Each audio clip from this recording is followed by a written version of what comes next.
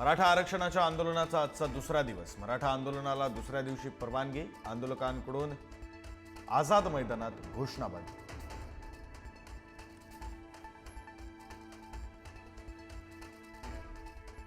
राज्य सरकारकडून अद्याप मनोज जरांगेंशी कुठलाही संपर्क नाही। चर्चेबाबत सरकार दरबारी कुठल्याही हालचाली नाहीत। आज सरकारकडून जरांगेंशी संपर्क केला जाण्याची शक्यता।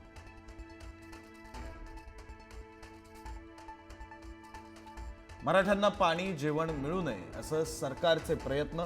मनोज जरांगेंचा आरोप। शौचालय सुद्धा कुलूप लावून बंद केली। हे सरकार इंग्रजांपेक्षा बेकार। जरांगेंची घणाघाती टीका।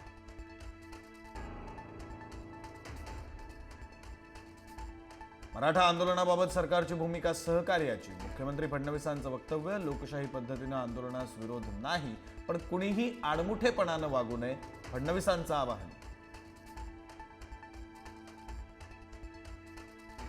मुंबईतील डबेवाल्यांचा मनोज जरांगेंना पाठिंबा। डबेवाला असोसिएशनमध्ये 99% डबेवाले हे मराठा समाजातील।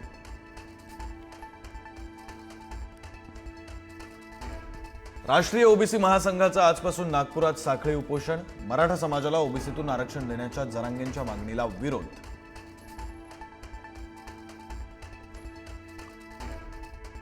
आरक्षण देऊ असं म्हणणारे आता गावी पळाले। उद्धव ठाकरेंचा एकनाथ शिंदेंवर निशाणा। तर ठाकरेंना आरक्षणावर बोलण्याचा नैतिक अधिकार नाही, शिंदेंचा हल्लाबोल।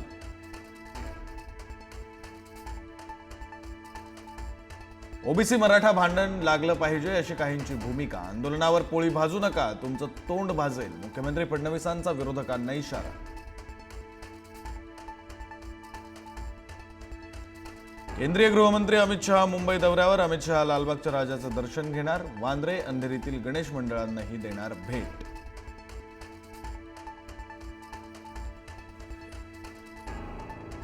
मनसे अध्यक्ष राज ठाकरे आज ठाणे दौऱ्यावर। मनसे पदाधिकाऱ्यांच्या राज ठाकरेंच्या उपस्थितीमध्ये मेळावा।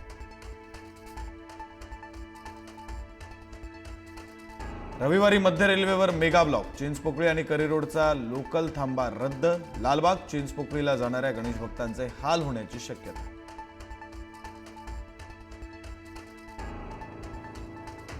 संतोष देशमुख हत्या प्रकरणाची बीडच्या विशेष मकोका न्यायालयामध्ये आज सुनावणी। वाल्मिक कराडच्या जामीन अर्जावर होणार युक्तिवाद। सकाळी 11 वाजता सुनावणी। मुंबई ठाणे पूर्व द्रुतगती महामार्गावर वाहतूक कोंडी। महामार्गावर चुनाभट्टी परिसरात पहाटे अपघात। डंपर उलटल्यामुळे महामार्गावर काही काळ वाहतूक कोंडी। अपघातात कोणतीही जीवितहानी नाही।